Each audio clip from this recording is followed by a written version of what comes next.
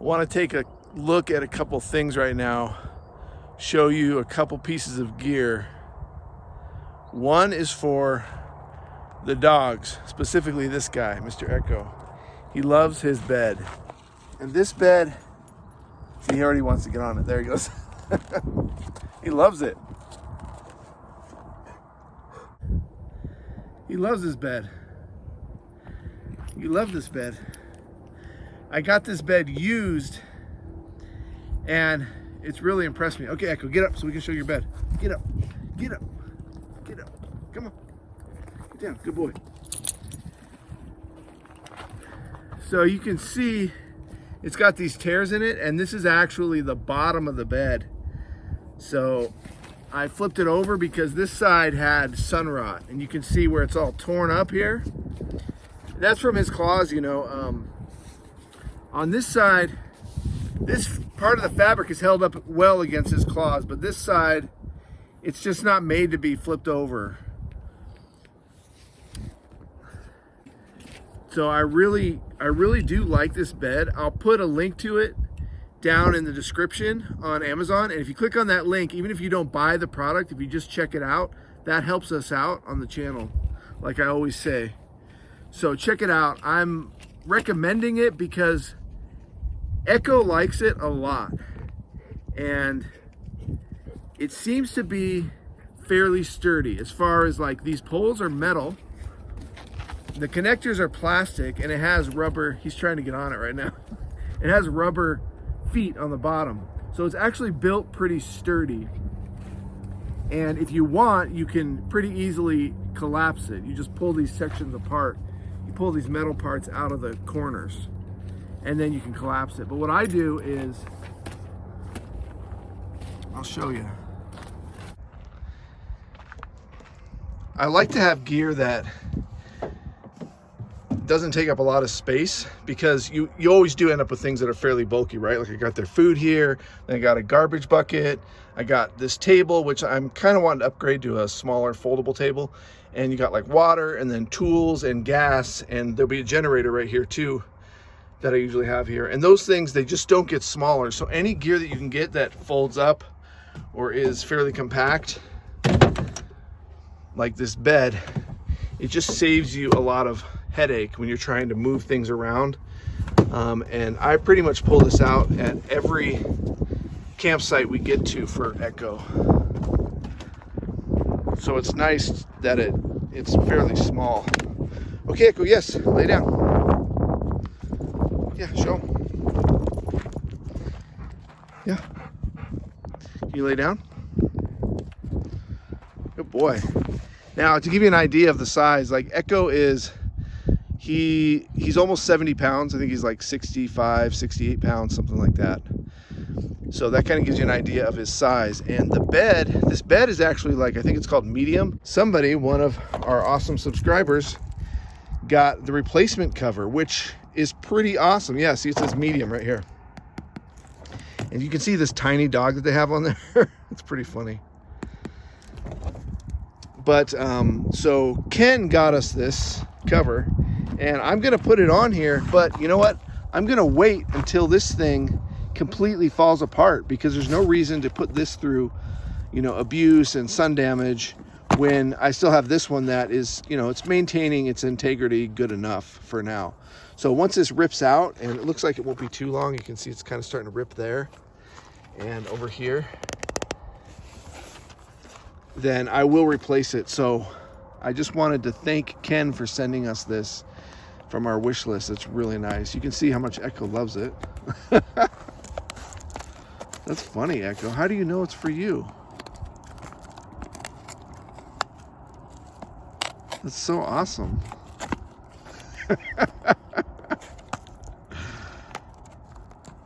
He loves it. He doesn't even need it on his bed yet, and he loves it.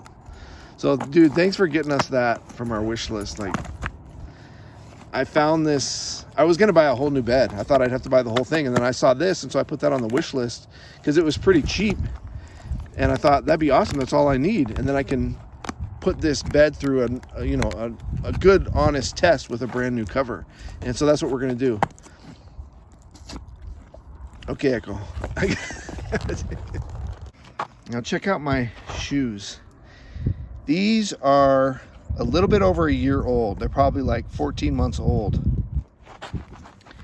And this is the brand and the style that I've stuck with. They have one that's waterproof and one that's not waterproof. And since I'm rarely in watery areas anymore, because I used to hike a lot in Washington State, and then you need waterproof shoes there because you're constantly hiking through streams and all that.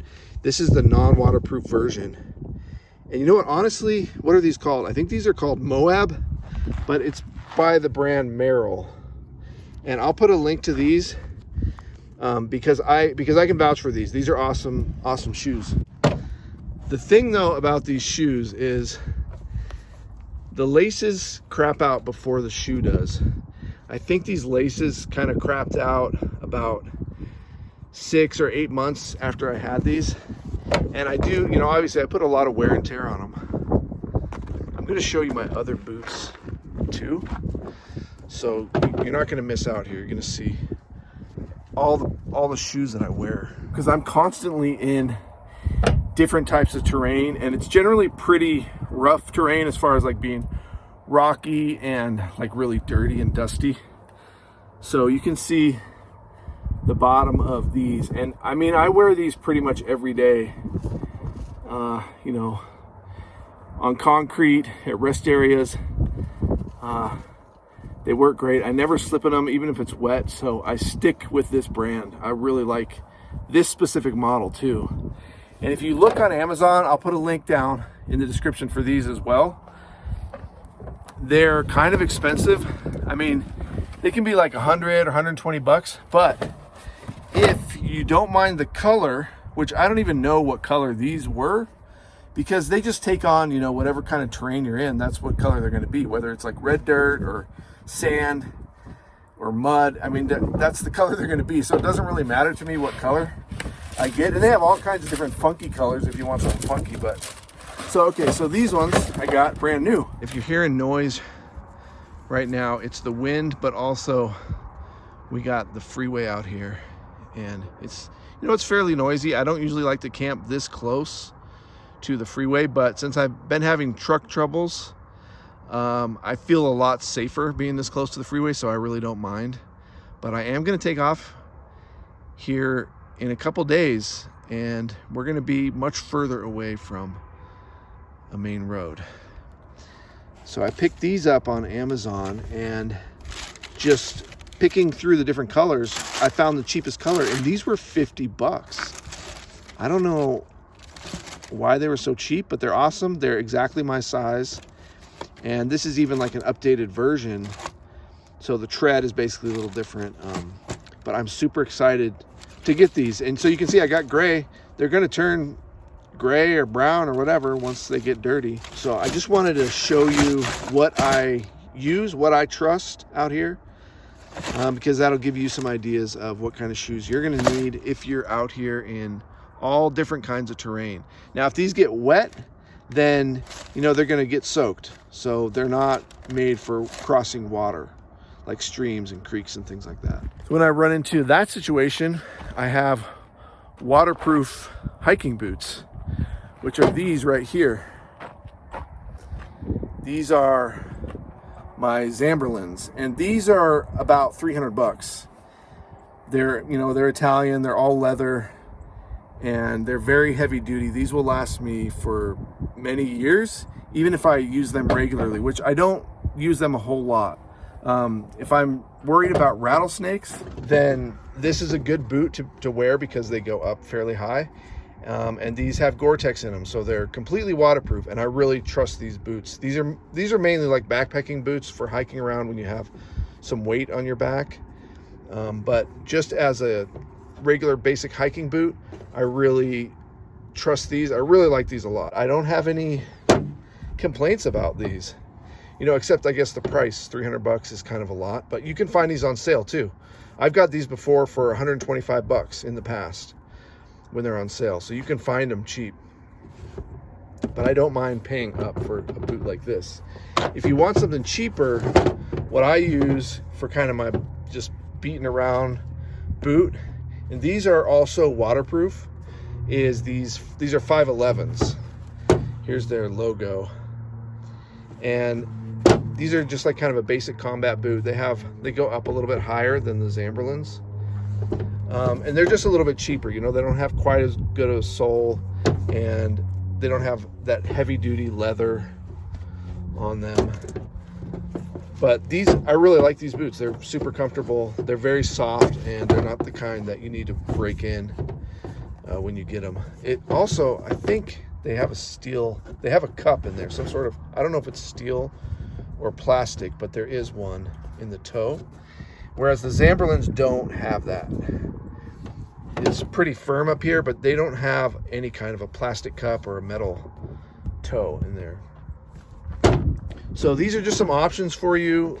Basically, I'm just showing you what I use, what I trust, and you can see how beat up my boots get, but I trust these things. And these ones I'm gonna keep as beaters, just so I can have something as a backup. I can wear it like as a slip-on shoe. So I'll keep these until they completely fall apart, because you can see the leather is just barely starting to kind of fall apart up here. It's mostly the sole that's starting to lose some of its traction. Although I haven't noticed, but they're also not as cushy in here anymore.